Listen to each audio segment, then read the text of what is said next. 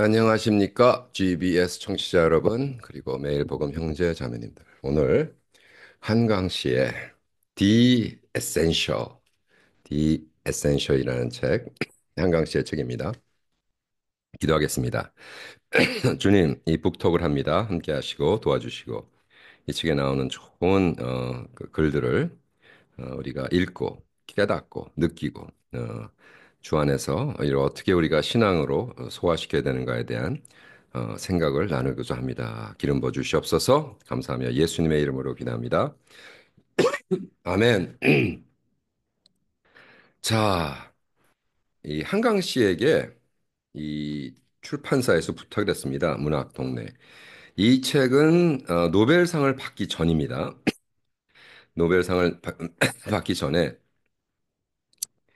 그에게 물어봤습니다. 뭐 노벨상 받기 전에도 시간을 아주 좋은 상을 많이 받았으니까 당신이 쓴 책 중에 가장 중요한 게 뭐냐? 그리고 당신이 쓴 시 중에 중요한 것이 뭐냐? 그래가지고 The Essential이란 건 이제 그 이걸 한 권 읽으면 그 한강 씨에 대한 거의 문학적 이 작품을 이해하는데 이제 편하다. 그래서 이제 이런 책이 나오죠. 유명한 사람일수록 나옵니다. The Essential 이런 책. 그래서 이 책이 2023년도에 먼저 나왔고, 그죠? 그래서 2023년도에 6월 1일 노벨상 받기 전에 나왔고, 노벨상 받자마자 2판 3쇄가 나왔습니다. 10월 21일 날. 그러니까 이제 노벨상 받았으니까 사람들이 이거 막 사재 끼니까 했습니다. 그래서 이 책은 일부에는 장편 소설 히라버 시간 이건 제가 벌써 북톡으로 했기 때문에 뭐 깊게 들어갈 필요 없고 그건 장편 소설에 해당되고 단편 소설에서는 이 회복되는 인간이라는 거 이것도 제가 북톡을 했습니다. 네, 그 다음에 이제 시래서 5개 시를 이렇게 자기가 했고 그 다음에 산문 그래서 사실 시도 제가 벌써 했고 그래서 음, 아마 산문 위주로 오늘 북독을 전개해 나갈 것 같습니다. 이 산문이라는 건 에세이죠. 그냥 에세이를 썼기 때문에 음, 하고 사실 여기 에세이 읽으면서 제가 와 너무 좋다 라고 한 것 있고 그 다음에 사실 그 긴 시집을 읽으면서 이게 아마 자기의 철학을 이야기하는 시가 아닐까 그래가지고 제가 그 시집을 할 때 발표한 시가 있습니다. 그 시가 뭐냐 하면 마크 로스코와 나 2월의 죽음. 그래서 이 마크 로스코라는 사람은 니체의 영향을 많이 받은 러시안 아메리칸 아티스트, 러시안 아메리칸 아티스트인데 그 사람이 자살한 날 1903년 9월 25일 태어나 1970년 2월 25일에 죽었고 자기는 1970년 11월 27일에 태어났다. 그럼 무슨 소리냐면 그가 죽었을 때 자기는 뱃속에서 꿈을 그리지 않은가. 그의 죽음과 내 출생 사이에 그어진 9개월의 시간을 다만 가끔 생각한다. 작업실에 딸린 부엌에서 그가 양손 손목을 칼로 긋던 새벽에 며칠 안팎에 나는 부모의 몸을 섞었고 나의 부모는 몸을 섞었고 얼마 지나지 않아 한 점 생명이 따뜻한 자궁에 맺혔을 것이다. 늦게 온 뉴욕의 묘지에서 그의 몸이 아직 썩지 않았을 때 신기한 일이다. 쓸쓸한 일. 그러면서 이렇게 시를 맞춥니다. 반노가 더 차가운 흙 속 그의 손이 아직 썩지 않았을 때. 와, 2월의 죽음. 어, 이분은 이 그 뭘까요? 죽음. 이런 거에 대해 굉장히 많이 묵상을 했던 것 같아요. 그래서 여기 보면은 어, 그 산문 중에 여기 참 최인호 선생님 영전에라는 게 있습니다. 그래서 이 산문을 읽을 때 종이 피아노라고 어렸을 때 너무너무나 너무 가난해가지고 그렇게 피아노 배워달라고 그랬는데 못 배워줘서 자기가 종이에다가 피아노를 그려서 그거를 열심히 연습하는 걸 보고 그렇게 엄마가 많이 울고 아버지가 뭐 상을 받아서 이제 좀 작가로 좀 나가서 돈이 생겼을 때 제발 좀 피아노 레슨 좀 해줘라. 아버지가 와서 이렇게 간청했다는 거예요. 야, 어머님이 울었다. 너 정말 응? 괜찮다고 나는 말했다. 별로 배우고 싶지 않다고. 시간도 없을 것 같다고. 3, 4년 뒤에. 그런데 그때 어머니가 우셨다. 내가 뙤양볕 속에 쪼그리고 앉아 어머니의 얼굴만 바라보고 있을 때 그토록 냉정하게 입을 꾹 다무셨던 어머니가 아버지가 말씀하셨다. 내가 배우기 싫어도 엄마 아빠를 위해서도 1년만 다녀줘라. 안 그러면 한이 돼서.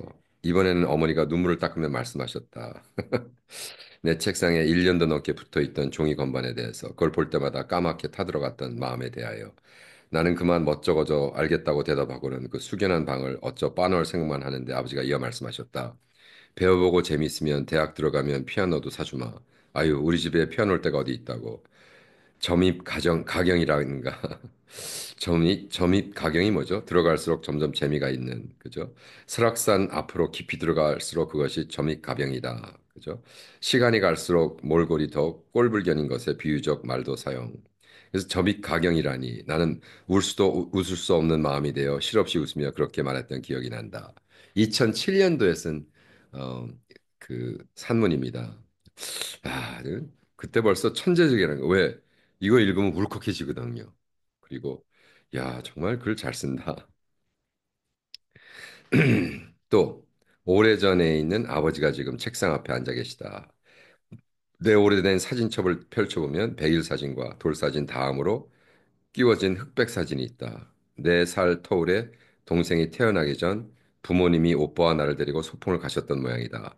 사람들이 꽤 북적이는데 소나무들이 뒷배경으로 보이는 장소에서 어린 오빠가 어머니 앞에 서 있고 아버지는 두 돌도 채 안 돼 보이는 나를 안고 있다. 내 손에는 수소 풍선에 끈이 쥐어져 있다. 아마 그곳에 종이를 써서 사진 찍으세요라고 권하는 직업 사진사가 찍어준 사진사다. 장소는 지상돈 유원지쯤 되지 않았을까. 그쯤 광주에서 가족 단위로 소풍을 가고 직업 사진사가 사진을 찍어주고 풍선이나 솜따위 등을 팔던 곳을 그곳뿐이었을 것이다. 젊은 아버지는 와이셔츠를 입었고 젊은 어머니는 고데기로 앞머리를 말았다. 야, 참 너무 잘 썼어요. 여기에 이런 그 산문을 썼습니다. 아름다운 것에 대하여 최인호 선생님 영전에. 그래서 사실 최인호 님이 저희 최씨 집안, 저희 어머님 쪽 친척이에요. 그리고 전쟁통에 그 가족이 최인호 씨 그 누님 가족이 그렇게 우리 어머님이랑 친하게 지내고 왔다 갔다 하고 정말 친척보다 뭐 원래 친척이지만 가깝게 살면서 그렇게 왕래를 자주 해서 거의 가족 같았다 그래요. 그래서 최인호 씨가 글을 많이 읽으면 여기 천국에서 쓴 편지라는 것도 있죠. 최인호 씨가 쓴 천국에서 쓴 편지.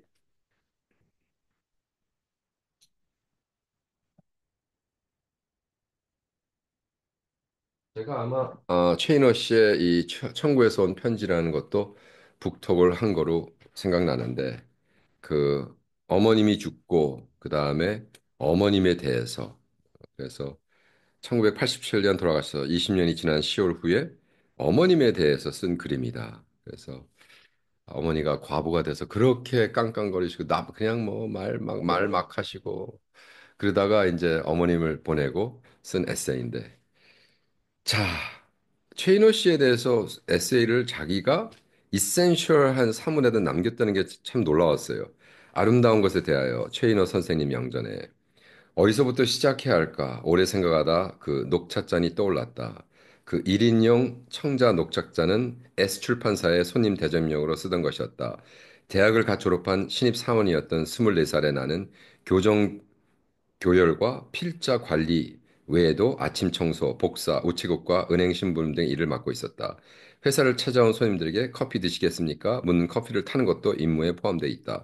커피만 빼고 다 좋습니다라고 대답한 손님이 있으면 허리 높이의 찬장에서 그 녹차 잔을 꺼냈다. 잔에 더운 물을 채우고 찻잎 대신 녹차 티백을 담았다가 색이 우러나면 건져내 쟁반에 내갔다. 그날 그 봄날 오후 밖에서 함께 점심을 들고 온 필자 선생님들은 다 사무실 중앙의 소파에 모아앉아 활달한 농담을 주고받고 시작했다. 나는 언제나처럼 그들의 기호를 물은 뒷 몇 잔의 커피를 머그잔에 녹차는 녹차잔에 내갔다. 담수가 끝날 무렵 누군가 나에게 이것 좀 치워라 말했다. 언제나처럼 빈 잔들을 쟁반에 옮겨 나가던 길에 나는 깜빡 쟁반을 놓쳤다. 이상한 일이었다. 무엇에 발인 걸린 것도 아니었고 어지러운 것도 아니었다. 이어 손에서 힘이 풀리네 생각하는 동시에 녹차잔이 가장 먼저 떨어져 요란하게 산산조각이 났다. 난 쪼그리고 앉아서 잔의 파편들을 쟁반에 주워 담기 시작했다. 출입문 오른편의 그 자리는 마침 조명이 없는 데다 낮에는 빛이 들지 않아 눈에 띄지 않는 곳이었다. 어째서인지 손이 빨리 움직이지 않았다. 희끗한 상감이 새겨진 큰 조각을 들어보면서 나 아름답게 깨졌구나 생각하던 기억이 난다. 그 어두운 곳에 쪼그려 앉아 내가 얼마 동안 오랜 시간을 보냈는지 누구에게도 들키지 않은 줄 알았는데 그날 오후 늦게 최인호 선생님이 내 책상에 와서 불쑥 물었다. 많이 힘드니? 그 눈길에 헤아릴 수 없는 따스한 연민이 들어있어서 내가 힘든가 그래서 문득 생각했던 기억이 난다. 그래서 손에 힘이 풀렸다. 그 파편들을 빨리 주었을 수 없었나? 뭐라 대답할 말을 없었을 때 그는 그렇듯이 나의 선생님의 얼굴을 올려다보며 조금 웃었던 것 같다. 헬로. 최인호 선생님은 언제나 그렇게 외치며 사무실로 들어왔다. 활짝 문을 열어 제끼며 또렷하고 큰 발성으로 헬로 무슨 빛이나 바람 같은 걸 몰고 오는 듯 힘차게 걸으며 앉거나 서 있는 모든 직원들에게 활짝 손을 들어올리며 인사했다. 경욱 씨, 헤어스타일이 바뀌었어요. 멋진데, 야, 오랜만이야, 최 사장.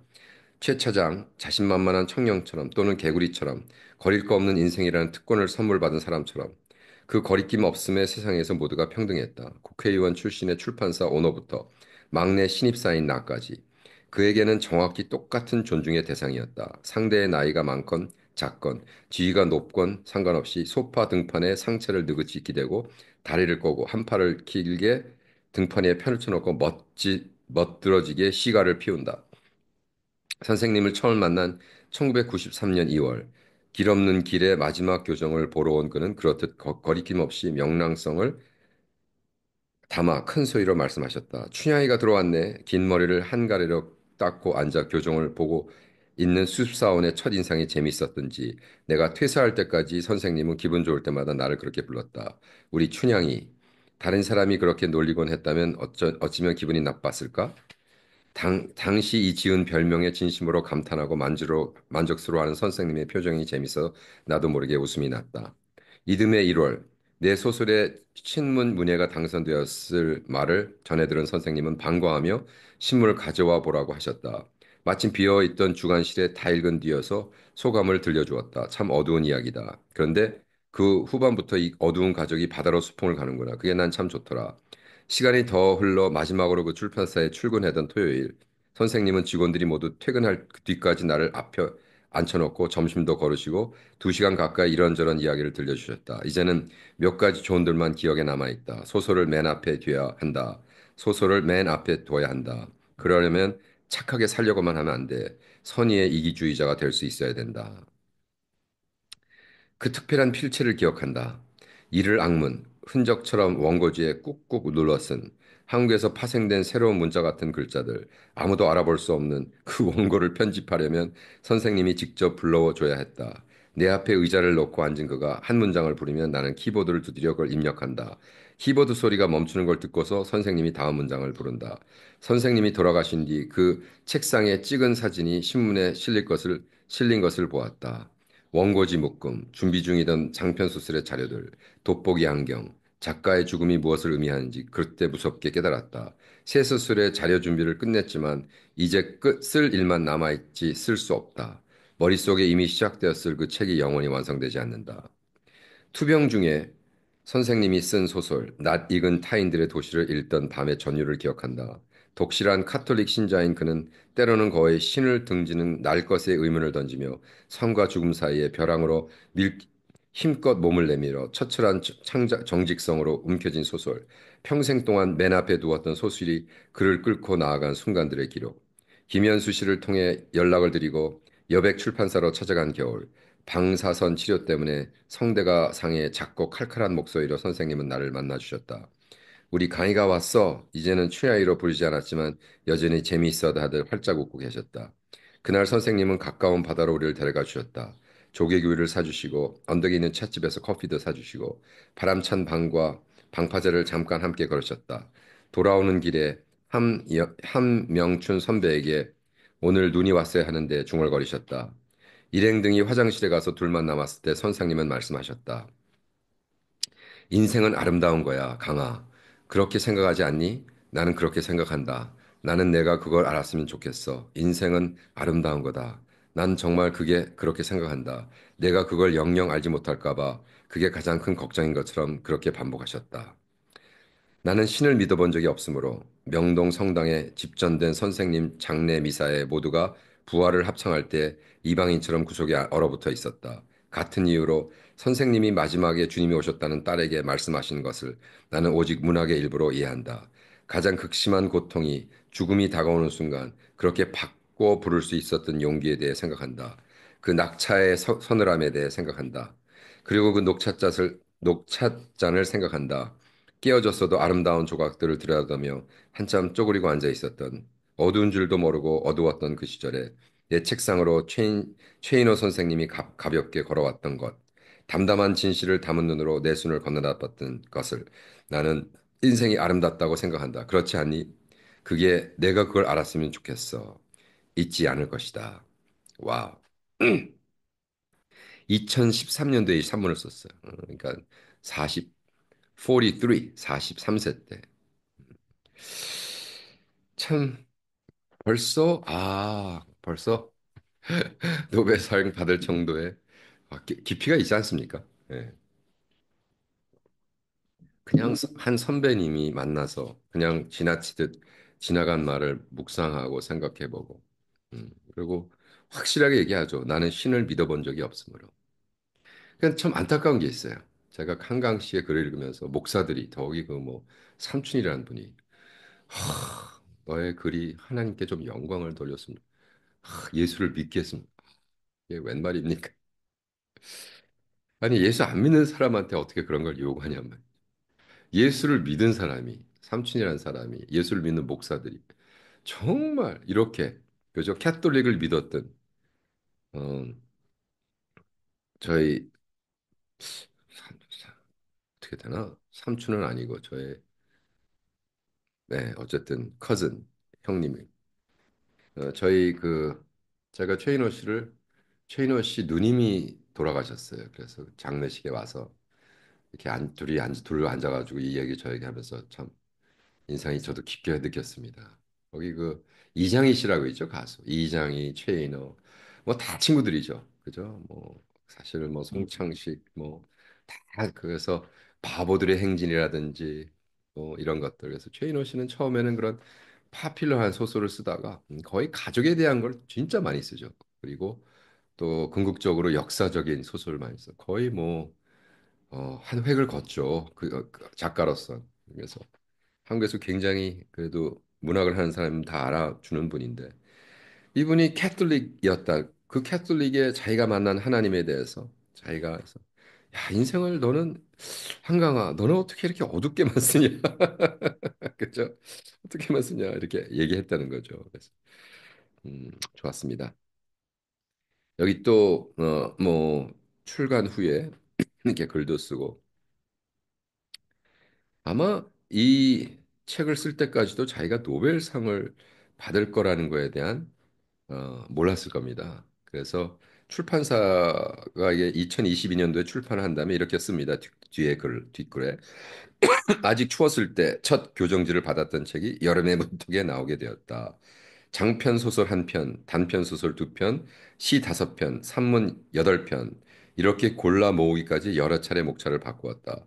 그 과정에서 하게 된 결심 중 몇 개를 약속처럼 여기 적어본다. 어머님에 대해 제대로 된 한 권의 책을 따로 쓰겠다. 이제 그게 나오죠. 그게 나오죠. 흰이라고 나오죠. 10년 전에 앞머리에 를 써두었던 파란 돌의 꿈에 대한 독립적인 책도 더 늦게 쓸 것이다. 옛날에 나는 나와 같은 사람이보다 닮은 사람들이다. 예전에 나는 나와 같은 사람이기보다 닮은 사람들이다. 교정지를 읽는 동안 그 사람들과 묵묵히 함께 하는 것 같았다. 사주에 역마가 들어서인지 무던히도 여러 곳을 옮겨 다니며 살아왔는데 오직 쓰기만을 떠나지 않았고 어쩌면 그게 내 유일한 집이었을다는 생각도 하게 되었다. 강윤정 편집자님과 도와주신 모든 분들께 이 책을 만나주실 분들께 깊이 감사를 드린다. 2022년 늦은 봄 한강. 와, 너무 멋있죠? 출간 뒤에. 그래서 이렇게 쭉 나오고 이 수록작 출전을 또 맨 마지막 장에 이렇게 뭐 아주 예술적으로 넣고 했습니다. 그래서 저는 이 책을 읽으면서 한 사람의 작가를 이벨리에이트 할 때, 그죠? 어, 예를 들어 시인이라 아무리 시인이라 해도 시만 읽어서는 안 되는구나. 그가 썼던 산문도 읽고 뭐 소설 쓴 사람이면 소설도 읽고 이 총괄적으로 해야 되지 않을까? 왜냐하면 그냥 한강 그러면 노벨상 받았네 이렇게 나온단 말이에요. 그게 아니죠. 여기 책 앞장에도 1970년 겨울에 태어났다.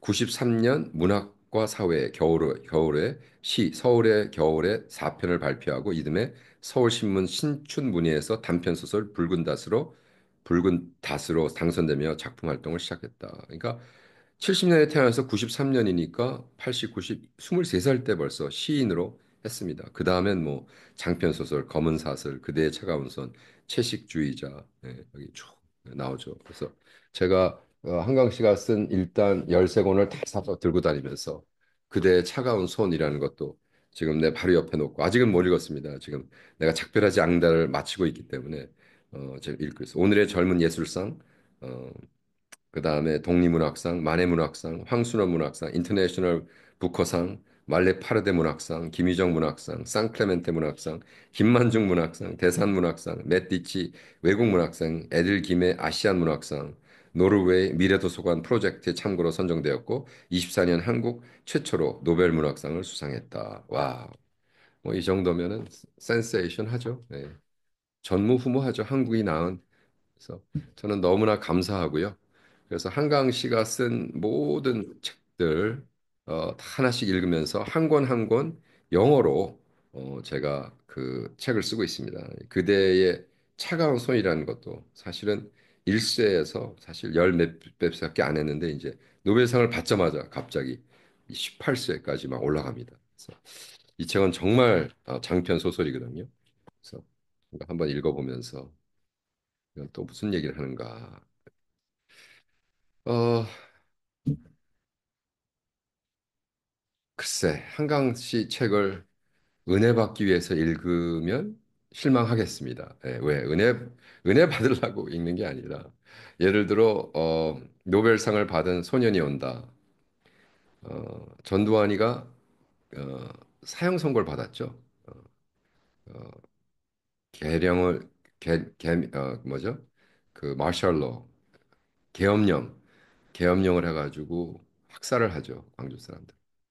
근데 노벨상을 받아서 지금 한강 씨가 거기 가가지고 노벨상을 받을 때 우리 윤석열이가 계엄령을 합니다.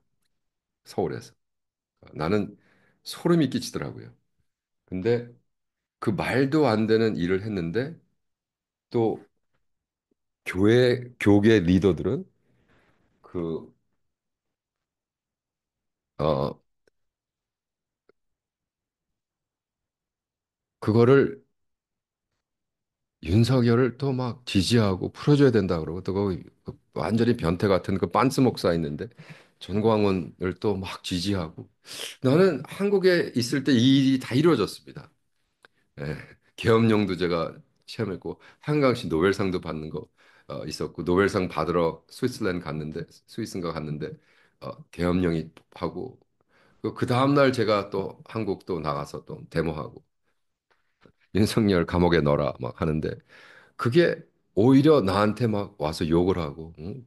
당신은 한국 정치를 몰라서 그렇고, 윤석열이 얼마나 예수를 잘 믿고, 목사가 되려고 그러던 사람이라 그러고, 되먹지 않은 얘기를 하도 해가지고요, 제가, 야, 이거 정말 썩어. 그러니까 제가 얼마 전에 했던 그 북톡 있죠.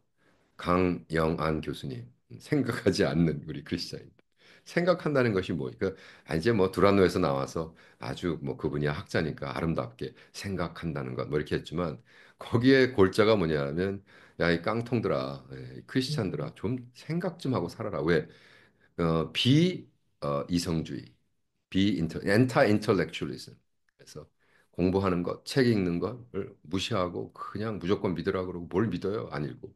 그죠? 근데 이제 그러한 상황 속에서 제가 한 가지 이 책, The Essential. 좋은 책 같아요. 이거 17,000원밖에 안 하는데 이 책을 읽으면 뭐 그가 쓴 시 200, 뭐 7, 80개 안 읽어도 되고 딱 줄여가지고 다섯 개. 그죠? 시, 시 다섯 편. 그다음에 여기서 이제 가장 중요한 게 제가 소개한 산문 여덟 편. 이 산문은 따로 가서 어떻게 읽을 수가 없잖아요. 그리고 산문이라는 건 에세이니까 그냥 쭉 자기가 써놓은 건데 그중에 자기 삶에 가장 마음에 필요한 이게 나다라고 한 거 산문 중에 하나가 또 그 뭐야 아름다운 것에 대하여라고 해서 최인호 씨에 대한 걸 하면서 저도 많이 은혜를 받았습니다. 아, 최인호 씨가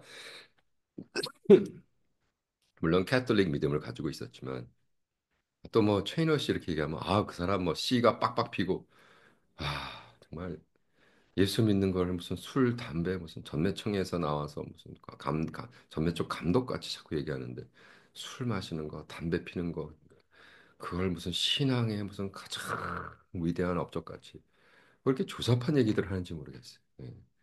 예수를 믿고 구원받고 정말 이 나라의 역사가 변하고 이 민족의 갈 길이 변하고 이러한 거는 얘기하지 않고 무슨 뭐 예. 그래서 그 예수를 안 믿는 하나님을 모르고 무신론자인 그 젊은 작가였던 노벨상을 받았던 한강 씨에게도 아, 나는 신을 믿어본 적이 없다. 그러나 명동 성당에서 집전된 선생님 장례미사에서 모두가 부활을 합창할 때 이방인처럼 구석에 얼어붙어 있었다. 와. 근데 키어크가르드는 진짜 이방인은 다 교회에 있다고 그랬죠. 왜? 믿는 척하지만 하나님을 위해서 평생 바치지 않는 사람들. 믿음 있는 척하지만 먹을 것과 더 잘 입을 것과 더 잘 살 것을 고민하는 사람들.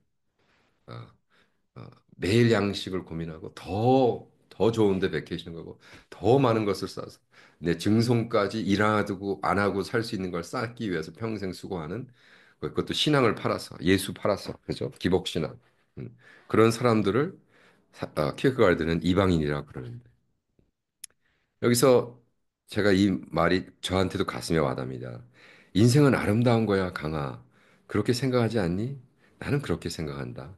나는 내가 그걸 좀 알았으면 좋겠어. 인생은 아름다운 거다. 음, 난 정말 그렇게 생각한다. 내가 그걸 영영 알지 못할까 봐. 음, 저는 매일 일기를 쓰면서 Today is a day of creation and celebration. 꼭 씁니다. 어, 아주 오랜 또 기간 동안. 예. 그래서 Today is a day of 창조하는 날 그리고 찬양, celebrate, 축, 축, 축, 축가, 뭐죠? 축제, 예. 창조의 날과 축제의 날 매일을 그렇게 씁니다. 그래서 여러분 삶에도 매일매일 어, 최인호 씨가 얘기하는 음, 하나님을 만난 삶, 한강 씨가 정말 예수를 만나면 와 노벨상 받는 크리스찬 작품이 나오지 않을까. 도스토옙스키의 브라더 카라마조프 같은 게 나오지 않을까. 네, 여러분 꼭 추천합니다. 한번 사서 보시고.